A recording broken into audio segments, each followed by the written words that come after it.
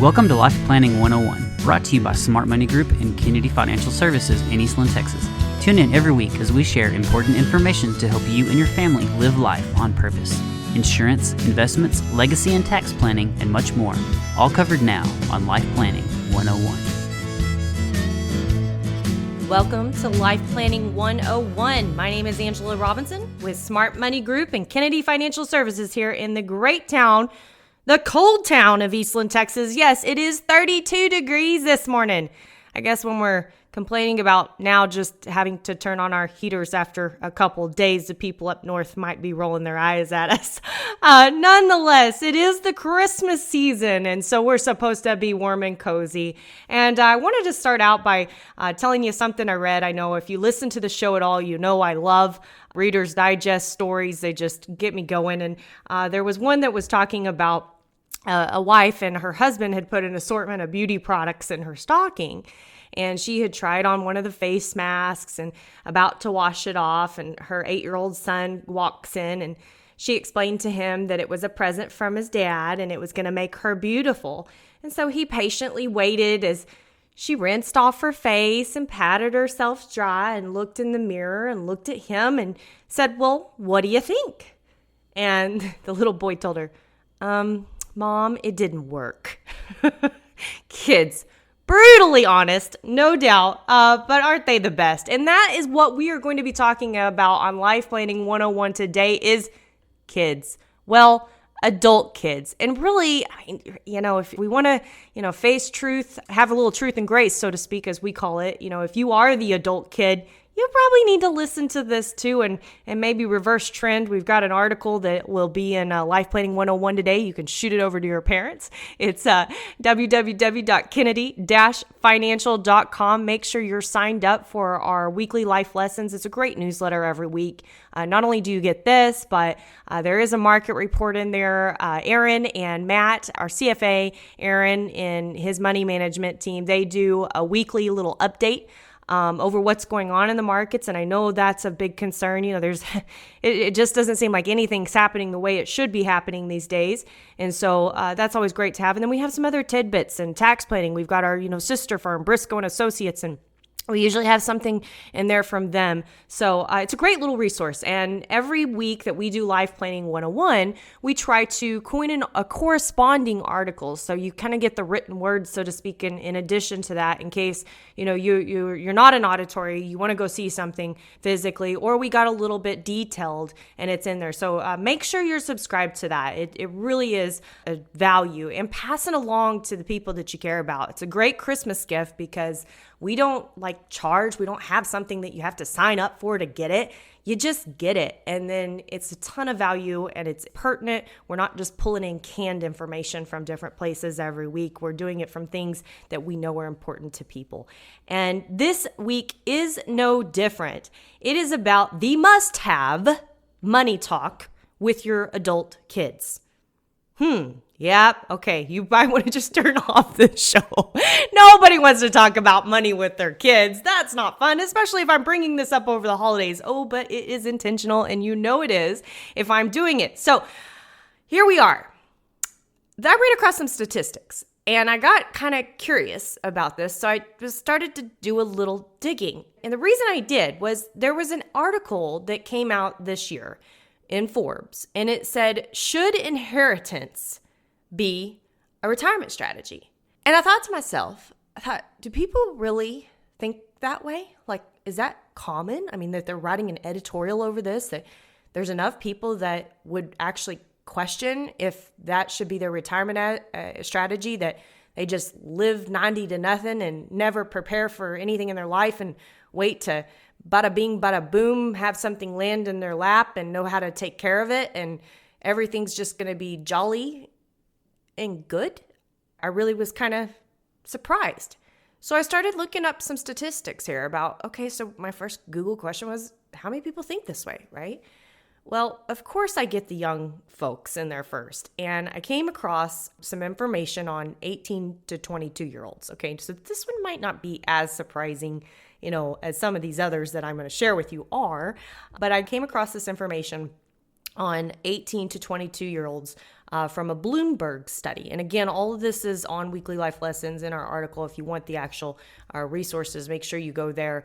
And they are little great reads. They really are. And they're very complimentary to what we're talking about today. But 63%, 63%. That is a big number. If you really think about it, that is over 6 out of 10 people that are affluent young adults. So meaning they've grown up in a household that's considered affluent, comfortable, enjoyed the fruits of their parents' labor, so to speak. They say that their financial stability and retirement will depend on inheritance. Think about that. Their financial stability. That's what they're going into college believing. Well, no wonder they're not motivated, right? I mean, there is that one little aspect to it. But really, I mean, think about it this way. As I thought, if that's how you're starting out your life and not just saying, I got to find a great career to be attached to for the next 30 years. I've got to find a, something that I can build up and start putting more money back later on. If you don't have that when you're 18 to 22 years old and you're not thinking that way, then what are you thinking?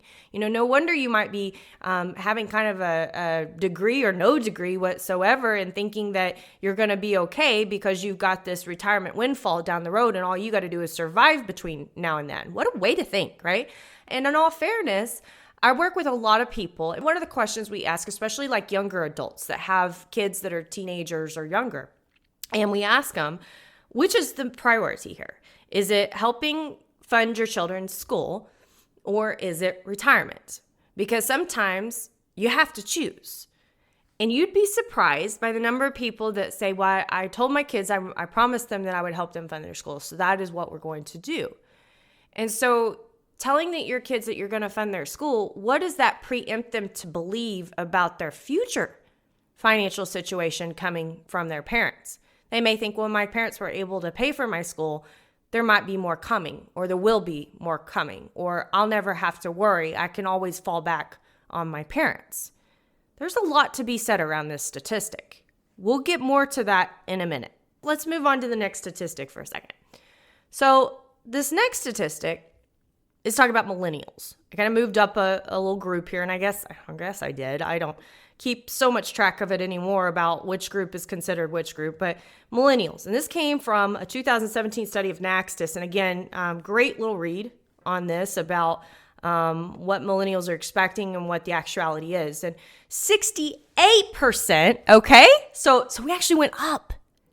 Not 63, 68%. That's almost 7 out of 10 millennials expect an inheritance and plan to quit working at age 59 on average. Now, I don't know about you and how many baby boomers you know, but the baby boomers I know like to have a dang good time. They are not like the silent generation that doesn't spend any money. Yes, there are a few, but most baby boomers really want to kind of go out with their last breath and their last dollar if they have their way. They'd much rather have fun and blow their kids' inheritance, so to speak. So this was shocking. This was really, really shocking. And to add to that, so I looked up, I thought, okay, well, this millennial generation, that is the baby boomers' kids. So how many of those baby boomers are actually planning to leave an inheritance? And this was a statistic given this year, and no joke, 57% of boomers don't expect to leave one dime.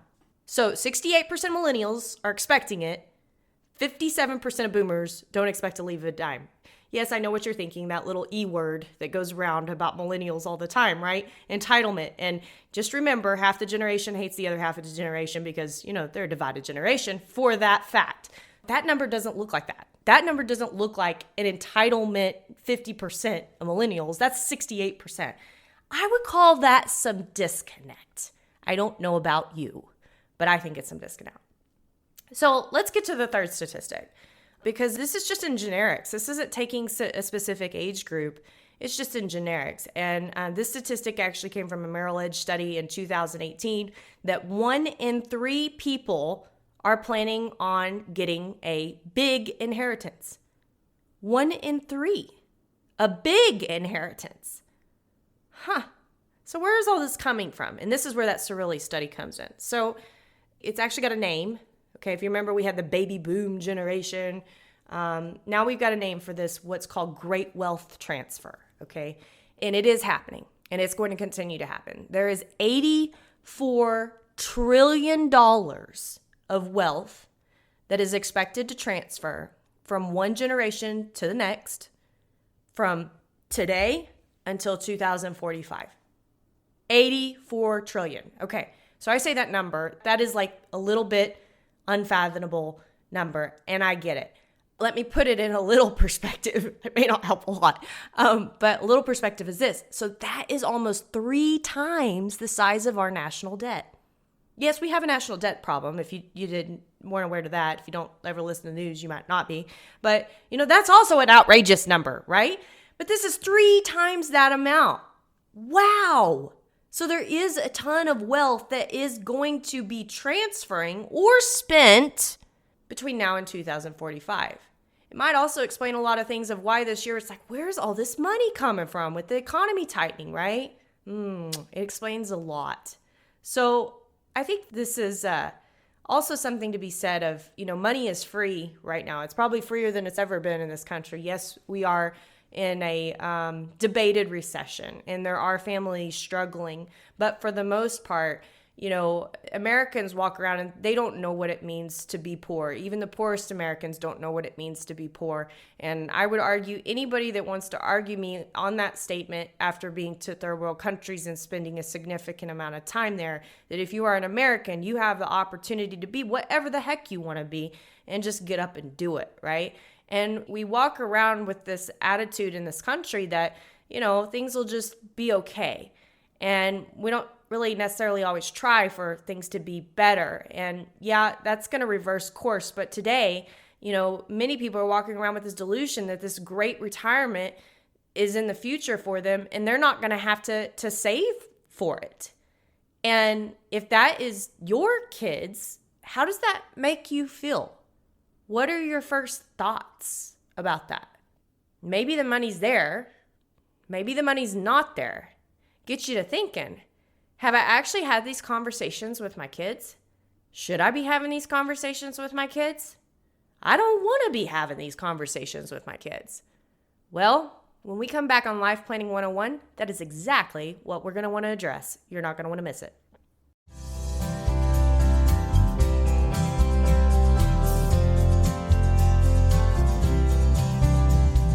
Welcome back to Life Planning 101. My name is Angela Robinson with Kennedy Financial Services and Smart Money Group on this December morning, and we are talking about the must-have money conversation that you will have with your kids. But before we dive in, I want to share another fun little story I read out of the Reader's Digest in Canada, and it was called Like Father, Like Son. It said, one evening, I arrived home from work to find the lights out. My wife had prepared a lovely candlelit dinner, and our 2 young sons, Garrett and Selden, were dressed in their suits. Hey, I joked, didn't we pay our hydro bill? A few months later, during Christmas Eve candlelit procession, the church was packed and silent when Garrett asked, "Hey, Dad, did they not pay their hydro bill too?" I thought that was very fitting for our conversation today, because a lot of finance stuff, if your kids don't learn it from you, who the heck are they going to learn this from in reality? We've been talking about the problem with financial literacy in this country for, I don't know. I've been in business close to 17 years, and I know it's been a situation since then. And I grew up as a financial advisor's daughter, and no fault to my dad. Here he had started from nothing and grew up just working to make ends meet and building a business. And I graduated high school without really a lot of understanding of a financial picture. And so this is an issue. And we are talking today about expectations that your kids might have because they think and they may be counting on their retirement coming from an inheritance. Gone are the days that you work for a company for 30, 40 years. We have a few clients that I would say are, in their empty nesting years that have actually done this. But for the most part, people have switched jobs 3, 4, 5 times. It's a very different world that we're living in.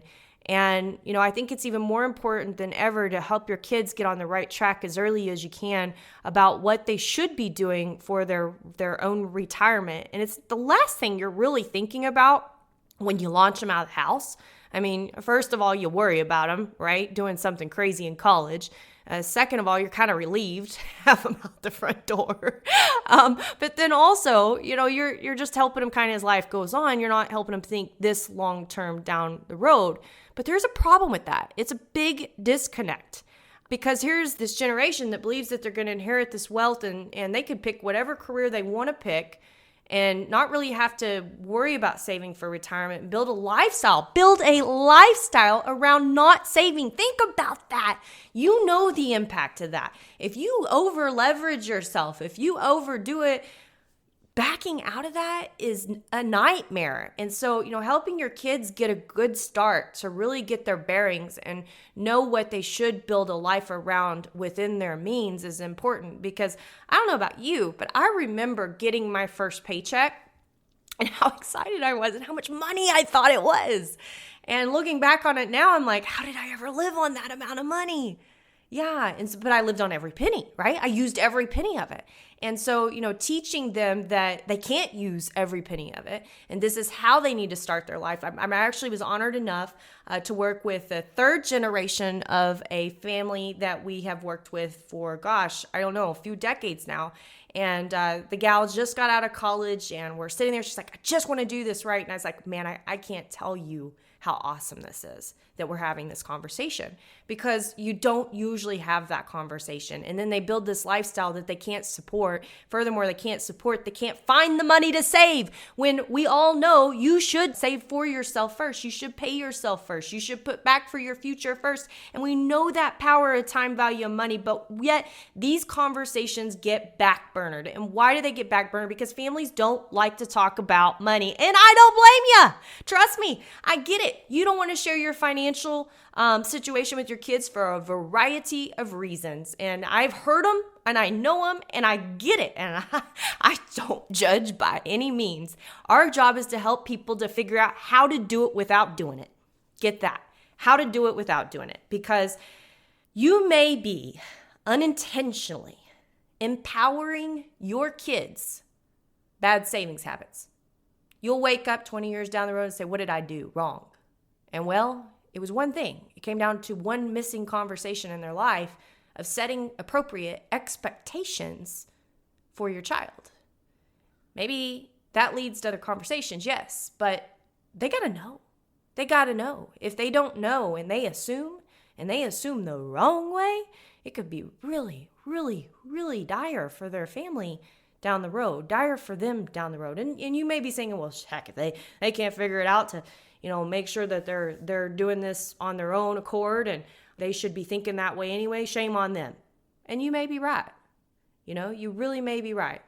We are supposed to all just take care of ourselves first, right? And not depend on anybody else. There's no doubt about that.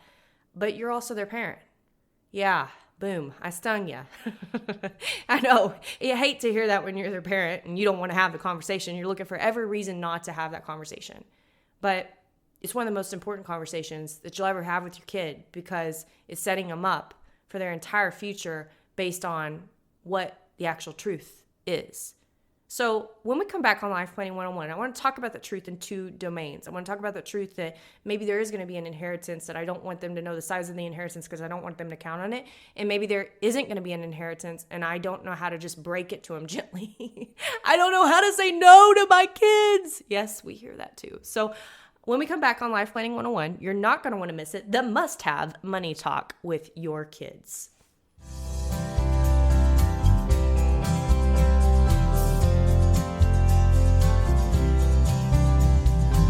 Welcome back to Life Planning 101. My name is Angela Robinson with Kennedy Financial Services and Smart Money Group. We are talking about something that is probably making your skin crawl. The must-have money talk with your kids. Will they be getting an inheritance? Are they counting on that for their retirement strategy? You might be surprised. If you've missed any part of the show, you have to go back and listen because we've hit you square between the eyes with some things that you may not want to hear, but you need to hear if you love your kids. And that's the bottom line of it. And I think about this and I think about you're empowering your kids on whatever you're telling them or not telling them with their savings habits. And Coach Lou Holtz famously said this, and we use this all the time in business. In this world, you're either growing or you're dying. So get in motion and grow. Well, generational wealth works a lot that way. If your kids aren't prepared to grow it, well, what's it doing? And if they're already thinking on how they're going to spend it in retirement, well, we have a lot of work cut out for us in that situation, parents, right? The reality is how did you get there? How did you get where you are today? And my bet is that it was one paycheck at a time, for the most part. Yes, you may have had a small inheritance or an unearned windfall. You may have had an inheritance that helped you blow up a business and do awesome. You may have had an inheritance and you blew it. It doesn't matter. You are where you are today, and the majority of your success was earned, and that is your story. And all that good and bad and ugly and fun in between is also your story, and your kids need to know that story. They need to understand where things come from and how it's earned. And then, you need to shoot straight with them. Yes, we help people say things without saying them, so to speak. But if they're thinking that they're going to get a massive inheritance and that's going to be their retirement plan, and maybe you're sitting here thinking, well, I don't know if they're thinking that. Well, then, yeah, you need to tell them. You need to say, we're spending it all. And we're not joking. You may be getting something, but don't plan your retirement on it. You may be getting something, but if you die, your spouse doesn't because it's going to those grandkids. How about that one? That's something that families don't often plan for. Is what about that daughter-in-law you love to death and you want to make sure she's taken care of, something happens, but you didn't really put that in your estate planning and it goes down to the grandkids and oops, they're 18 years old, get that money and blow it. Wow. That might be some other planning for another day. If you want to have what you had as a kid, make it happen for yourself. Your inheritance is going to the grandkids. Your inheritance is going to this charity. We gave you enough. Anything left is gone. Whatever that story is, your kids need to know it. They need to know it because it's going to put them in drive. It's going to put them in gear, so to speak, so that it can spark some conversations around, well, how do we do that? How can we? It's so hard to live right now. How do we do that? Great questions. Great questions. We just opened the door to impart some financial wisdom and really help them with their planning or otherwise. It's a scary conversation. It's a scary thing to do, but my gosh, is it good? So good. It creates so many seeds, and the good that can come out of it for generations, not just your kids, is huge. So, final question with all this is, I did kind of plan the timing of this article. It's Christmas. Yep, I'm making your skin crawl again, and I know it. And most likely you're going to see your kids over Christmas. And I would suggest you use a few of those punchlines we just talked about to at least segue into, well, let's talk about that. Let's discuss this more. And maybe you need us to help you formulate all this. That is completely fine. That's what we do. We're happy to do it. The biggest thing is that you're giving them a really good Christmas gift if you're helping them set expectations for their future.